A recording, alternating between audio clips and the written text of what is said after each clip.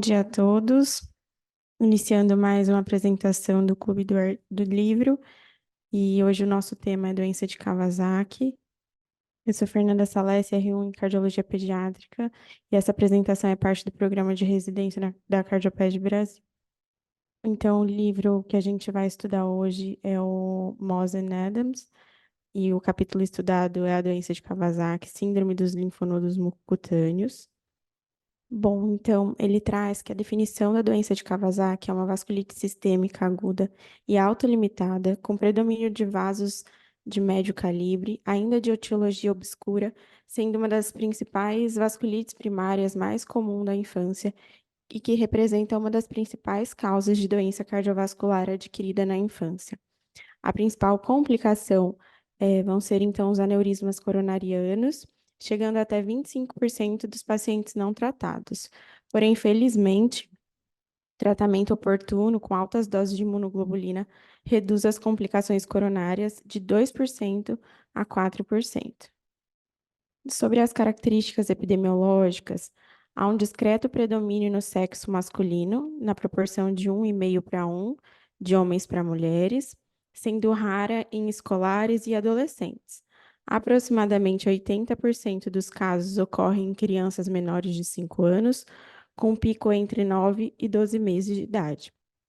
E é cerca de 5 a 10 vezes mais frequente em asiáticos. E bebês mais jovens vão apresentar a maior taxa de formação de aneurisma de artéria coronária e frequentemente apresentam critérios clínicos incompletos.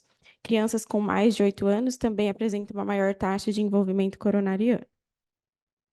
A patogênese ainda não foi totalmente elucidada, porém há evidência de uma desregulação imunológica em que há uma resposta a um agente desencadeante infeccioso em indivíduos geneticamente susceptíveis.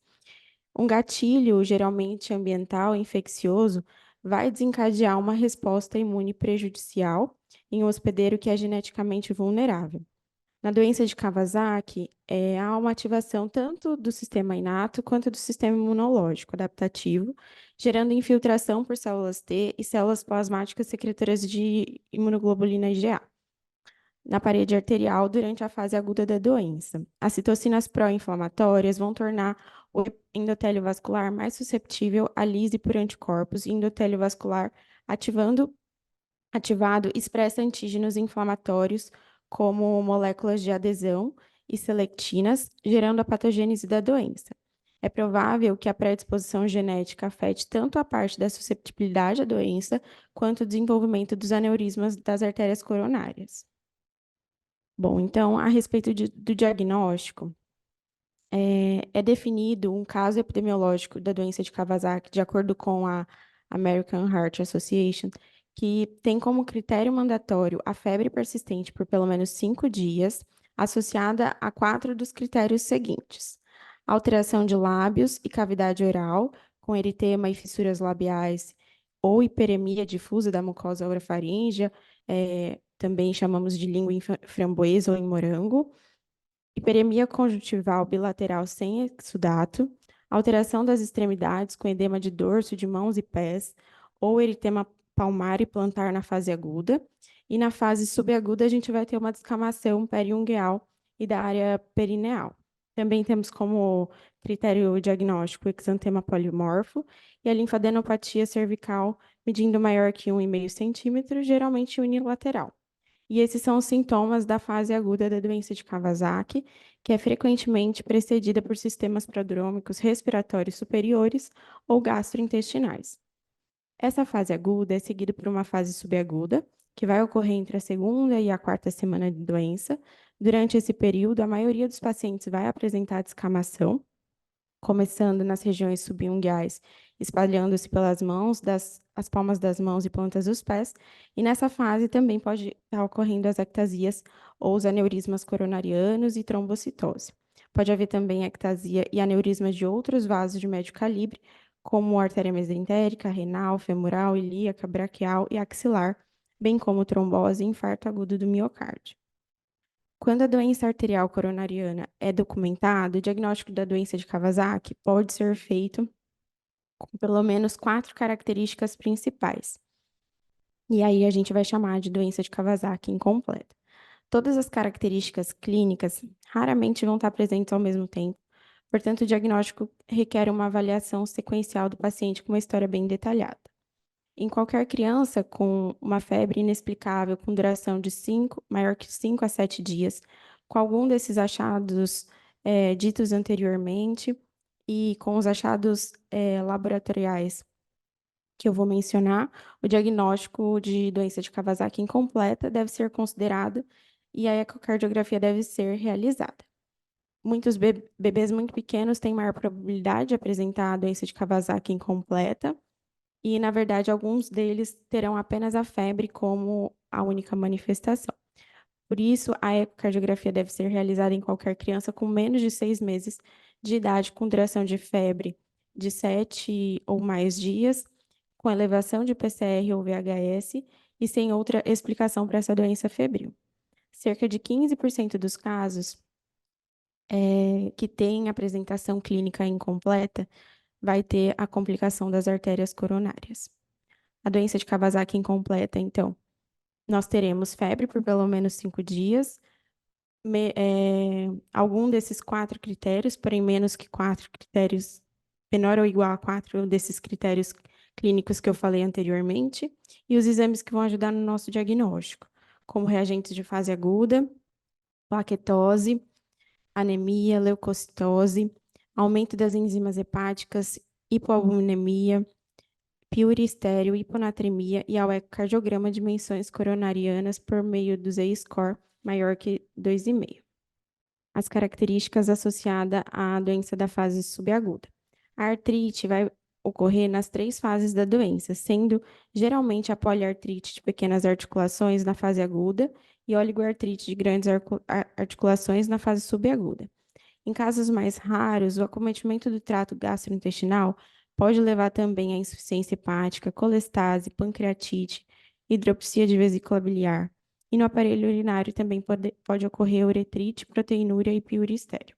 O acometimento do sistema nervoso pode cursar também com meningite asséptica, levando a graus variados de irritabilidade, convulsão, ataxia, acometimento de pares cranianos com paralisia facial periférica, hipoacusia neurosensorial e secreção inapropriada de hormônio antidiurético. Várias alterações cardiovasculares vão ocorrer também na fase aguda, que eu vou descrever mais para frente. Doenças com achados diagnósticos semelhantes à doença de Kawasaki. Essa tabela, então, vai trazer, explicando um pouquinho a respeito de doenças que tenham características semelhantes à doença de Kawasaki. Não existe nenhum teste diagnóstico específico para a doença de Kawasaki, e essas doenças vão mimetizar a doença de Kawasaki. Por isso que os achados clínicos semelhantes, como exantemas virais, causados pelo sarampo, adenovírus, infecção pelo vírus do Epstein-Barr, febre maculosa, escarlatina, leptospirose, síndrome do choque tóxico, doença reumatoide juvenil, síndrome de Steve Johnson, reação a medicamentos. Por isso, a história deve ser cuidadosa, o exame físico e os exames laboratoriais apropriados são necessários para excluir essas condições. A compreensão dos estágios da patologia cardiovascular vai se basear na análise de amostras pós-mortem e em biópsias endomiocárdicas. Nessa tabela, 3 processos vasculares foram delineados, incluindo uma arterite necrosante aguda e autolimitada com infiltração de neutrófilos, uma vasculite subaguda que é predominantemente mediada por células T e proliferação miofibroblástica luminal com a transição das vias medial e adventícia, células musculares lisas em miofibroblastos, que então vão se proliferar e resultar em uma estenose do lúmen. As alterações destrutivas que vão levar à formação dos aneurismas são mais comuns nos segmentos proximais e nos pontos de ramificação das artérias coronárias, sugerindo um papel do estresse hemodinâmico. Além das alterações na parede arterial, a evidência histológica de miocardite também pode ocorrer e estar presente na fase aguda. A valvulite também ocorre e pode afetar tanto a válvula mitral quanto a aórtica. As crianças que desenvolvem os aneurismas coronários correm risco de aumento da mortalidade com maior risco ocorrendo secundário à trombose arterial coronária no período de 15 a 45 dias após o início da doença de Kawasaki. Na fase aguda da doença, a trombose coronária é promovida pelo aumento do número e da atividade das plaquetas, endotélio procoagulante ativado, estagnação do fluxo sanguíneo dentro do aneurisma e tensão de cisalhamento anormal da parede vascular na entrada do aneurisma. A isquemia ou infarto miocárdico tem um início tardio e é mais provável devido à trombose aguda no local da estenose progressiva da artéria coronária. Em casos graves, pode ocorrer também, além do infarto, a miocardiopatia isquêmica. Crianças com histórico de aneurisma coronariano na doença de Kawasaki, sejam eles regredidos ou persistentes, são considerados de risco de aterosclerose precoce pela ARRA. Os limiares de tratamento farmacológico da ARRA para outros fatores de risco cardiovasculares tradicionais, como hipertensão ou hiperlipidemia, são mais baixos nos pacientes com doença de Kawasaki com aneurisma em comparação com a população em geral. Então, aqui essa tabela ela vai trazer os 3 estágios que vai ocorrer, né? Então, o primeiro, na fase aguda, de 0 a 9 dias, vai ocorrer a angiite microvascular, endarterite aguda e perivasculite das principais artérias coronárias, pode ocorrer pericardite, valvulite, como eu já disse, e endocardite, e a miocardite do sistema de condução atrioventricular. E as principais causas de morte nessa fase, por, por, por parte cardíaca, vai ser a insuficiência cardíaca e disritmia. Já no segundo estágio, que é a fase subaguda, que vai ser de 12 a 25 dias, vai ocorrer uma panvasculite das principais artérias coronárias, com aneurisma e formação de trombos, proliferação íntima dessas artérias, pode ser causado também miocardite, endocardite e pericardite, e a principal causa de morte também vão ser insuficiência cardíaca e disritmia, e também infarto do miocárdio e ruptura do aneurisma, se ele tiver sido formado. No estágio 3, que já vai passando mais para a fase crônica, né? Será de 28 a 31 dias. Nesse estágio vai ocorrer a granulação das artérias coronárias, espessamento íntimo acentuado, desaparecimento da angiite microvascular e tem como a principal causa de morte nessa fase o infarto do miocárdio. E no estágio 4, que é a fase crônica mesmo, nós teremos cicatriz, estenose, calcificação e recanalização das principais artérias coronárias, fibrose do miocárdio e do endocárdio, e a principal causa de morte é o infarto do miocárdio. Durante a fase aguda, então, as principais características clínicas cardiovasculares, os pacientes vão poder apresentar sinais de miocardite, como taquicardia sinusal, desproporcional à febre, ritmo de galope e, às vezes, batimentos cardíacos abafados. Esses achados são geralmente autolimitados e melhoram com o tratamento da imunoglobulina, embora ocasionalmente possa ocorrer insuficiência cardíaca evidente. Os níveis de BNP e troponina podem estar elevados na fase aguda, embora o valor desses biomarcadores no atendimento clínico ainda não esteja bem estabelecido. Pode ocorrer também o derrame pericárdico, em 25% dos casos pode ocorrer insuficiência mitral e infarto do miocárdio é raro. Durante a fase aguda da doença de Kawasaki, o eletrocardiograma pode mostrar a taquicardia sinusal, prolongamento dos intervalos PR e QT corrigido, diminuição da voltagem do QRS e achatamento da onda T. A presença de grandes aneurismas pode levar ao infarto agudo do miocárdio, manifestando como elevação do segmento ST e inversão das ondas T. A trombose de um aneurisma da artéria coronária direita pode produzir um infarto silencioso da parede posterior, manifestado como ondas Q anormalmente profundas nas derivações D2, D3 e AVF. E nessa imagem que eu coloquei, a gente pode ver que as derivações representativas do eletrocardiograma são de uma criança com 4 meses de idade, com a doença de Kawasaki, registradas no dia 17 e após no 20º dia da doença. Os últimos traçados vão mostrar uma diminuição acentuada na voltagem da onda R, em V2 e V5, indicando um infarto agudo da parede anterior, que foi comprovado em autópsia, e elevações do segmento ST. Nas características ecocardiográficas, a gente vê que o ecocardiograma ele é essencial na avaliação e no manejo da doença de Kawasaki, sendo imprescindível para detectar aneurismas da artéria coronária durante o estágio agudo. Ele deve ser realizado no momento do diagnóstico para estabelecer uma linha de base, em alguns casos para auxiliar no diagnóstico, embora o tratamento não deva ser adiado em pacientes com diagnóstico claro da doença de Kawasaki, enquanto a imagem do eco não for obtida. A ecocardiografia tem uma excelente sensibilidade para a detecção desses aneurismas coronarianos, quando comparada à angiografia coronária. Os padrões publicados usam uma definição empírica de anormalidade e ficou definida como ponto de corte o aneurisma pequeno no score de 2,5 a menor que 5, para aneurisma grande, score de 5 a menor que 10, e aneurisma gigante no score Z maior que 10. Também na fase aguda, temos alguns achados, como um brilho perivascular, ectasia leve das artérias coronárias e falta de estreitamento das artérias coronárias são relativamente comuns no estágio agudo da doença de Kawasaki, assim como a diminuição da contratilidade ventricular esquerda em 20% dos casos da doença de Kawasaki aguda. Também podemos ver disfunção diastólica, regurgitação valvar leve, mais comum é regurgitação mitral, em 25% desses casos, e derrame pericárdico menor também pode ser observado no ecocardiograma. A disfunção miocárdica está associada a um maior risco de dilatação da artéria coronária. E a ecocardiografia é geralmente repetida entre a segunda e a sexta semana após o início da doença, para avaliar a extensão do envolvimento coronário e orientar a terapia, embora seja improvável que novas anormalidades sejam detectadas entre a sexta semana após a sexta semana em pacientes que não foram complicados e que tiveram artérias coronárias normais no início do estudo até a segunda semana.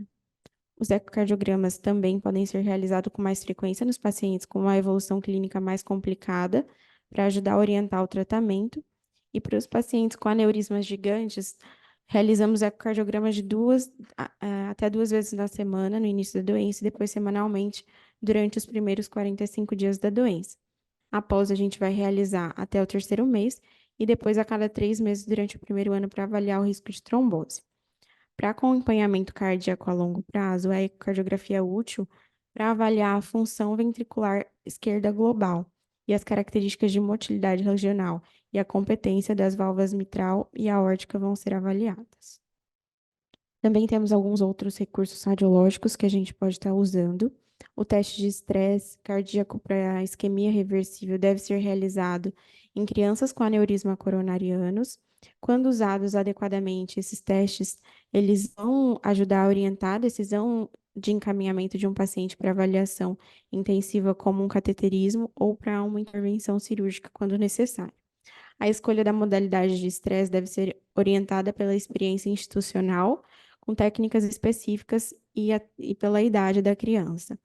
Por exemplo, o estresse farmacológico deve ser usado em crianças pequenas, nas quais os protocolos tradicionais de exercícios não são viáveis. Já nas crianças mais velhas, o teste de esforço simula melhor a exposição da vida cotidiana e deve ser acompanhado por alguma técnica de imagem para aumentar a sensibilidade para a detecção de isquemia.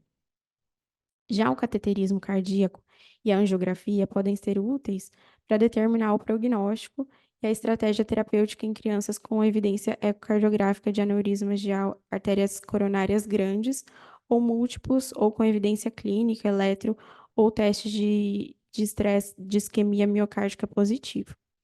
Tradicionalmente, o cateterismo tem sido um complemento importante no acompanhamento a longo prazo de pacientes com obstrução coronariana conhecida, e na prática atual é sempre realizada uma angiografia por tomografia computadorizada ou cateterismo cardíaco 1 ano após o início da doença em pacientes com aneurisma coronarianos complexos ou grande que não podem ser visualizados de outra maneira, que apresentam sintomas de isquemia ou nos quais os achados seriam orientar as decisões terapêuticas. Também podemos realizar a ressonância magnética, que vai diagnosticar as lesões nas artérias coronárias da doença de Kawasaki, e é uma alternativa à angiografia invasiva tradicional.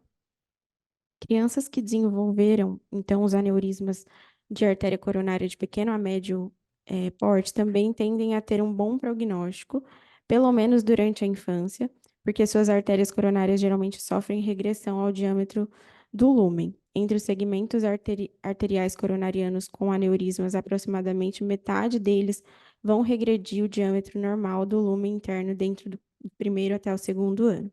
Nessa figura que eu coloquei aqui do livro, mostra que é um exemplo de regressão de um aneurisma complexo durante um período de tempo relativamente curto. Os fatores que vão favorecer a regressão do aneurisma incluem idade maior que 1 ano, sexo feminino, formato fusiforme do aneurisma e o diâmetro desse aneurisma. Aneurismas grandes ou complexos têm menos probabilidade de sofrer regressão e colocar os pacientes em risco de doença cardíaca isquêmica. A história da doença de Kawasaki na infância pode ser diagnosticada ainda pela primeira vez quando adultos jovens apresentam angina ou infarto do miocárdio e apresentam grandes aneurismas da artéria coronária. A doença de Kawasaki deve ser considerada como um fator etiológico em jovens que sofreram infarto do miocárdio. O tratamento na fase aguda tem como padrão a imunoglobulina em altas doses, junto com a aspirina. Foi demonstrado que altas doses da imunoglobulina vão reduzir a incidência de aneurismas coronarianos de 25% para 5% quando eles são administrados nos 7 a 10 primeiros dias da doença. A dose indicada é de 2 gramas por quilo, infusão única, e é a dose mais eficaz de todas as doses testadas. Como os pacientes com doença de Kawasaki geralmente vão apresentar uma contratilidade ventricular esquerda diminuída, a imunoglobulina ela deve ser administrada lentamente durante 8 a 12 horas, para evitar também a sobrecarga e minimizar a chance de hipersensibilidade ou reação hiperpirética. Já a aspirina, ela vai ser usada em altas doses, de 80 a 100 miligramas por quilo dia, dividida em 4 doses diárias no início da doença, por seus efeitos anti-inflamatórios e antipiréticos, até que o paciente fique afebril por pelo menos 48 horas. O tratamento dentro de 10 dias após o início da doença leva a uma redução de 5 vezes na incidência desses aneurismas coronarianos. A imunoglobulina ela também deve ser administrada para aqueles casos que o paciente vai persistir com a febre após o 10º dia da doença e que apresentam anormalidades das artérias coronárias, juntamente com evidências clínicas laboratoriais persistentes de inflamação. A febre persistente após o tratamento com a imunoglobulina está relacionada ao maior risco de aneurisma coronariano e, portanto, embora faltem ensaios randomizados, a maioria dos especialistas acredita que as crianças que estão febris sem outra explicação, mais de 36 horas após a conclusão da primeira infusão de imunoglobulina, deve ser novamente tratada com imunoglobulina também na dose de 2 gramas por quilo em infusão única. Também temos outras opções de tratamento, como terapias de resgate. Esses pacientes que apresentam febre ou progressão na dimensão das artérias coronárias, apesar do tratamento inicial, podem necessitar de outras terapias, como terapias com os corticosteroides. Eles têm sido administrados como uma terapia primária, mas também como terapia de resgate com suporte misto. Uma variedade de terapias anti-inflamatórias tem sido consideradas para aqueles casos recalcitrantes da doença de Kawasaki, como, por exemplo, na febre, na inflamação persistente, ou nos aneurismas de artérias coronarianas grandes, naqueles casos também com expansão. As opções vão incluir, então, uma terceira infusão de imunoglobulina, metrexato, infliximab e outros agentes emprestados de tratamentos reumatológicos. Após a resolução da febre por 48 horas, a dose da aspirina é reduzida para 3 a 5 miligramas por quilo dia, devido aos efeitos antiplaquetários, e a aspirina em doses baixas é administrada por aproximadamente 6 semanas e depois descontinuadas nos pacientes em aneurismas da artéria coronária. Em crianças com pequenos aneurismas coronarianos de 4 milímetros ou score menor que 5, doses baixas de aspirina são geralmente suficientes como monoterapia para prevenir trombose, e os aneurismas moderados ou grandes com diâmetro máximo de 5 a 7 ou no score entre 7, score Z de 7 a 10, são frequentemente tratados com terapia antiplaquetária dupla, como, por exemplo, aspirina em baixas doses e clopidogrel. sem evidências de ensaios clínicos para essa abordagem, sendo que o cuidado deve ser individualizado. Já para as lesões coronarianas de alto risco, incluindo aneurismas gigantes de 8 milímetros ou um score Z maior que 10, a varfarina é frequentemente recomendada em adição à terapia antiplaquetária, e o uso da varfarina nesse contexto vai estar associado a uma menor taxa de oclusão da artéria coronária, infarto do miocárdio e morte em comparação com a aspirina isoladamente.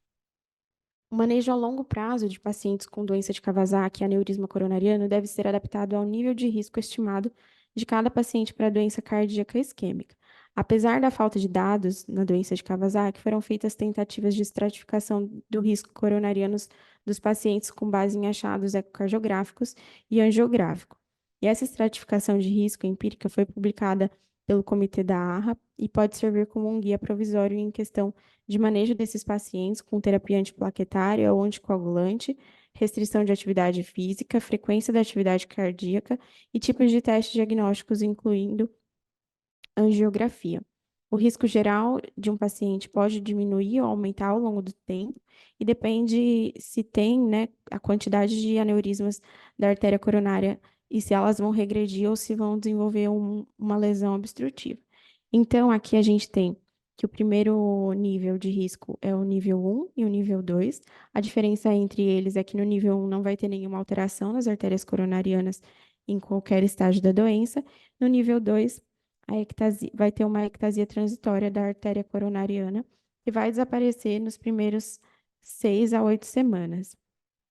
Então, não vai ser necessário terapia farmacológica após essas 6 a 8 primeiras semanas. Eles não vão ter restrição de atividade física. A única diferença é o acompanhamento, em que no primeiro nível o paciente vai ser acompanhado, né, para risco cardiológico a cada 5 anos, e no nível 2 ele vai ser acompanhado de 3 a 5 anos.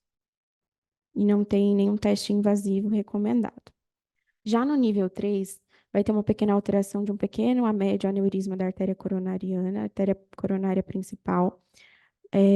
Vai ser recomendado, então, tratamento farmacológico com aspirina em doses baixas, de 3 a 5 miligramas por quilo dia, por pelo menos até a regressão desse aneurisma documentado. Na parte de atividade física, para esses pacientes com menos de 11 anos de idade, não há nenhuma restrição, além daquelas primeiras 6 a 8 semanas.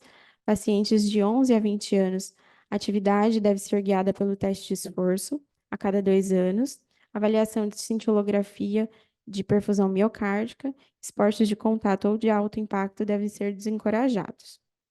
Então, é realizado nesses pacientes acompanhamento cardiológico anual com eco e eletro, combinado com a parte de avaliação cardiovascular de risco e aconselhamento. O teste de estresse deve ser feito também bienal, a cada 2 anos. E o teste invasivo recomendado é apenas a angiografia, se o teste não invasivo sugerir alguma alteração de isquemia. No nível de risco, no quarto nível de risco, então, a gente vai ter mais que um aneurisma de artéria coronária grande ou gigante, ou aneurismas múltiplos ou complexos em uma mesma artéria coronariana sem obstrução.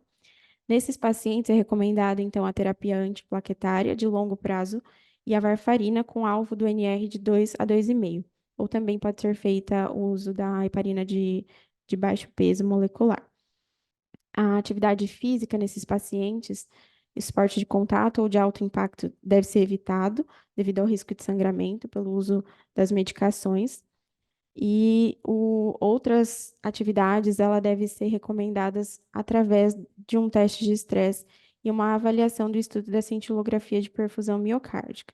Esse paciente deve ser acompanhado semestralmente com eco e eletro, e o teste de estresse deve ser feito anualmente.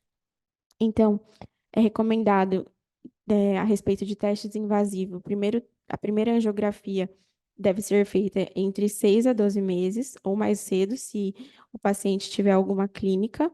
A angiografia deve ser repetida se os testes não invasivos, achados clínicos ou laboratoriais sugerirem isquemia, ou angiografia de repetição eletiva sobre algumas outras circunstâncias, de acordo com a clínica do paciente. No nível 5, quando há uma obstrução da artéria coronária, o paciente vai ser recomendado, então, a aspirina em baixas doses por longo prazo, a varfarina ou a heparina de baixo peso molecular, e a heparina se o aneurisma for gigante ou persistente. Considerar também o uso de beta-bloqueadores para reduzir o consumo de O2 miocárdico. Então, nesse nível, também deve ser evitado esporte de contato de alto impacto, devido ao risco de sangramento, e as outras recomendações de atividade física devem ser guiadas também através do teste de estresse. Esse paciente também vai ser acompanhado semestralmente, fazendo eco, eletro e o teste de estresse anualmente, e a angiografia deve ser recomendada para casos que tenham indicação de isquemia miocárdica nos pacientes que tenham alteração nos exames semestrais. Na fase crônica, então, vai ser recomendado, no caso que tiver infarto do miocárdio secundário à trombose arterial coronariana fundamentada por achados no eletro ou troponina elevada, o tratamento de escolha é o cateterismo para restaurar a perfusão coronariana. Se não houver experiência suficiente em cateterismo intervencionista imediatamente disponível, e se o paciente for muito pequeno para ser submetido à restauração transcatéter do fluxo sanguíneo coronariano, a terapia trombolítica deve ser administrada com alteplase na dose de 0,5 miligrama por quilo-hora por via intravenosa por 6 horas. Deve ser utilizado também aspirina em dose baixa, de 3 a 5 miligramas por quilo, e a infusão terapêutica de heparina para atingir um TTPA de 50 a 70 segundos. Mesmo na ausência de infarto clínico, o desenvolvimento agudo de um grande trombo no lúmen do aneurisma é uma indicação absoluta para trombólise, e o tratamento deve ser reavaliado após 6 horas com base na reavaliação clínica do trombo e no quadro clínico do paciente. Em princípio, a cirurgia de revascularização miocárdica ou revascularização transcatéter deve ser realizada com o objetivo de avaliar os sintomas de angina e, às vezes, demonstrado pela isquemia miocárdica reversível, deve ser demonstrado através de testes de esforço, ou reduzir o risco de infarto do miocárdio ou morte súbita. A revascularização coronária em pacientes com doença de Kawasaki é muito rara para ser estudada através de ensaios randomizados e, portanto, as recomendações para revascularização cirúrgica e percutânea em pacientes com aneurismas da artéria coronária na doença de Kawasaki são baseadas em consensos de especialistas, séries retrospectivas e experiência com a doença arterial coronariana aterosclerótica em adulto e em decisões sobre a revascularização devem ser sempre tomadas em conjunto com a equipe. O transplante cardíaco deve ser considerado apenas nos casos que se desenvolve a miocardiopatia isquêmica. Essa foi a referência utilizada. Obrigada.